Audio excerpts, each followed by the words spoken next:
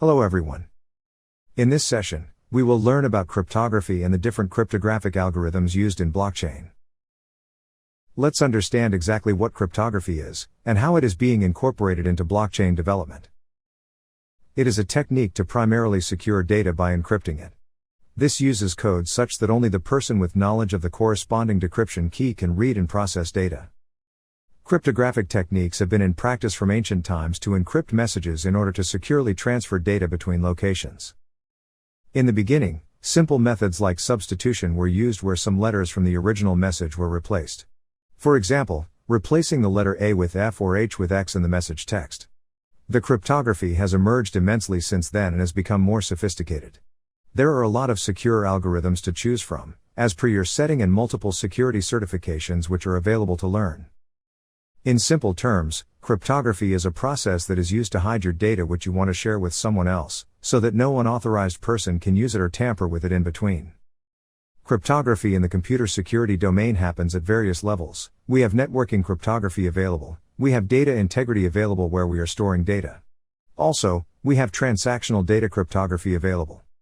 For example, on Facebook or any other social media platform that has login info, in order to securely store user data in their database, they use some cryptographic technique.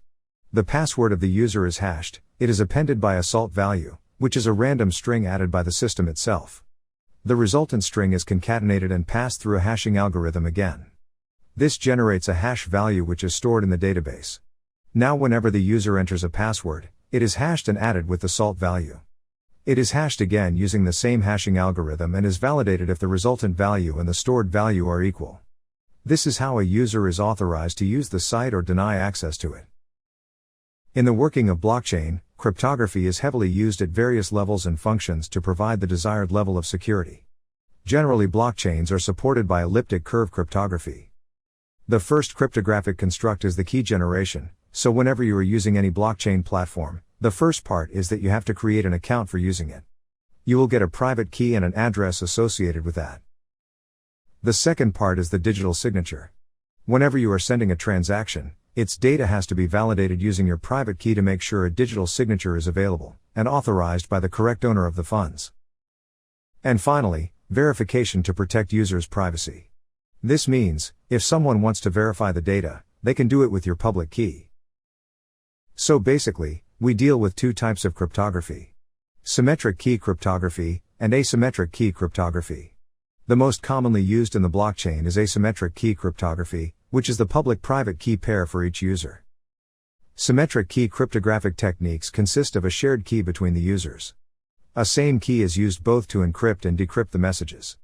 Such encryption techniques have mainly been used in the past decades to facilitate secret communication between governments and militaries. Currently, in various communication systems, the symmetric key algorithms are widely used to enhance the data security. But in asymmetric key cryptography, every user will have a unique key pair, of which the public key will be shared, and the user will keep the private key. Now let's have an overview of symmetric key cryptography. Symmetric key encryption schemes involve a single key which the communicating parties share and agree upon. The key is used to encrypt the plaintext and convert it to its encrypted form called ciphertext. The ciphertext is then transmitted in the network. At the receiver's end, the same key is used to decrypt this ciphertext back to the plaintext. Encryption is performed at the sender's end to secure the message. It involves running a plaintext as an input through an encryption algorithm called a cipher, which generates an output called ciphertext. In order to read the information sent as a ciphertext, a key is required to decrypt it. Decryption converts the ciphertext back to the original plaintext. A malicious user can try to guess the key by brute force method, which is trying out all possible keys, so it is important to make it difficult in order to make the system secure. For example, it would take some billions of years if you would have to guess a 128-bit or 16 characters long key. You can simply make the process harder by increasing the key length for encryption here. A higher key length is generally regarded as more secure.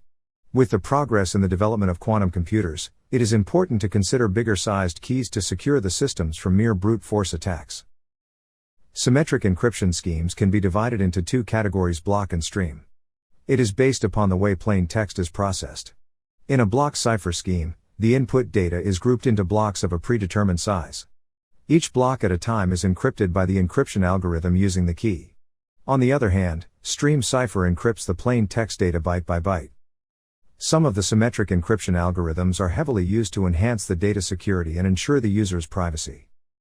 Among the most famous ones are Data Encryption Standard DES, 3DES, Advanced Encryption Standard AES, SALSA, SEED, ARIA, and Blowfish.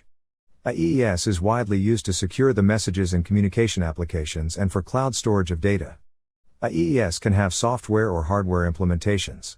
Common key sizes in AES are 128, 192 and 256 bits. Symmetric algorithms are highly secure and quick for both message encryption and decryption. These are relatively simple as compared to the asymmetric ones, therefore require less computing power. The symmetric key encryption can be made stronger by simply scaling up the key length. By increasing the length of the key by just a single bit, the difficulty of guessing the key using brute force increases exponentially. Even though the encryption and decryption is rather simple and straightforward in symmetric key encryption, the major issue lies in transmitting the key used to encrypt and decrypt data across the sender and receiving parties. If the key is shared over an unsecured connection, it is vulnerable to being intercepted by any malicious party. Any unauthorized use of this key totally compromises the security of messages encrypted using it. Many web protocols these days use a combination of symmetric and asymmetric encryption techniques to provide secure connections. Comparing both techniques, a longer key is required in asymmetric encryption to provide the similar level of security offered by a shorter key in symmetric encryption. This is the overview, or you can say the process of symmetric cryptography. First of all, the message is encrypted in a ciphertext by the sender using a shared key between the communicating parties. Sender sends this message across the network, where no one without the shared key can decipher the message. At the receiving end, the ciphertext is decrypted back to the plain text using the shared key. Now moving on to asymmetric encryption, it is also known as the public key cryptography. It is different from the symmetric encryption as it employs two keys. The use of two keys makes the whole process more complex and slower than the symmetric ones. The key used for encryption of the plain text is publicly shared, called the public key. It can be seen as a username and can be shared with everyone. It is tied to a password or private key which is used for decryption of the ciphertext. It must be kept private, and is called the private key. But the private key cannot be derived from the public key. To authorize any action on an account, the private key is required. The most famous algorithm associated with asymmetric cryptography is the RSA algorithm, which is used in the Wi-Fi network. At present, there are different sizes of keys which can be found with the asymmetric key algorithm. It is the major algorithm which initiates the SSL process. In asymmetric key cryptography, the public key can be shared or published with other individuals, but the private key must remain secret from others, because that same private key can only decrypt data encrypted by the public key. It can be of two sizes: 1024 bits, and another with 2048 bits. Many different asymmetric algorithms are used, including Diffie-Hellman, digital signature algorithm, ElGamal and many more. The elliptic curve cryptography or ECC is majorly used in the blockchain. Now, how does this asymmetric cryptography work? The sender first encrypts the information or data using the receiver's public key, and sends the encrypted message safely, as the only way to view the message is to decrypt it with the corresponding private key, which only the receiver has. Then, the receiver can decrypt the message using their private key. Using key pairs makes the asymmetric cryptography much safer and makes sure only the intended receiver gets the message. These key pairs also allow themselves to be used for authentication purposes, in digital signatures. The two main types of cryptographic algorithms used for blockchains are asymmetric key algorithms and hash functions. Hash functions are used to provide any participant with a fixed-length digest of a variable-length message, and is used in blockchains to create digests of transactions to be stored in blocks.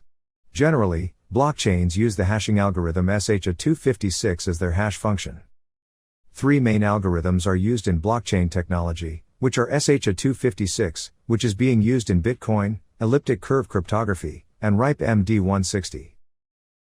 So what is SHA-256? SHA stands for the Secure Hash Algorithm.